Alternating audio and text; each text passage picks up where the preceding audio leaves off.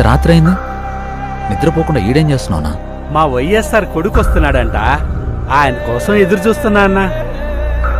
కాదన్నా, మీ వైఎస్ఆర్ కొడుకు వచ్చి నీ ముందు నిల్చున్నా నీకు కనపడదు కదనా? అన్నా, నాకు ఆయన కనపడకపోయినా నేను ఆయనకి కనపడతా కదన్నా. నాలాంటోళ్ళు ఆయన వెనకాలన్నామని తెలియడానికే నేను ఇక్కడ ఉన్నానన్నా.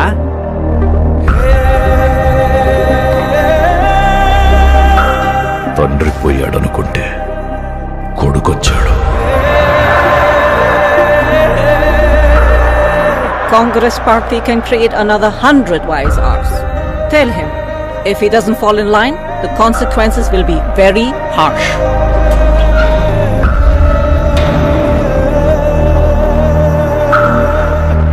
ఉన్నదంతా పోయినా పర్వాలేదు అని తెగించిన జగన్ లాంటోడితో యుద్ధం చేయడం మనకే నష్టం మేడం.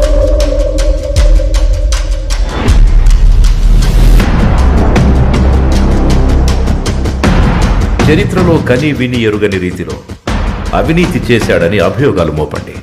1,00,000 కోట్లని 1,00,000 సార్లు చెప్పించండి. ఒక అబద్ధాన్ని నిజం చెయ్యాలంటే అది మీడియాకి మాత్రమే సాధ్యం. If we can't defeat him, we can destroy him.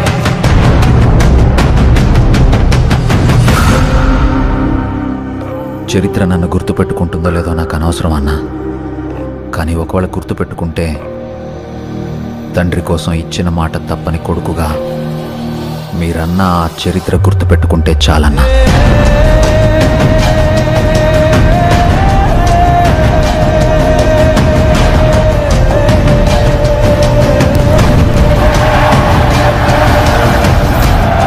నాకు భయపడడం రాదయ్యా. నేనేంటో, నా రాజకీయం ఏంటో మీకింకా అర్థం కాకపోవచ్చు, కానీ ఒక్కటి గుర్తుపెట్టుకోండి, నేను వైఎస్ రాజశేఖర్ రెడ్డి కొడుకుని.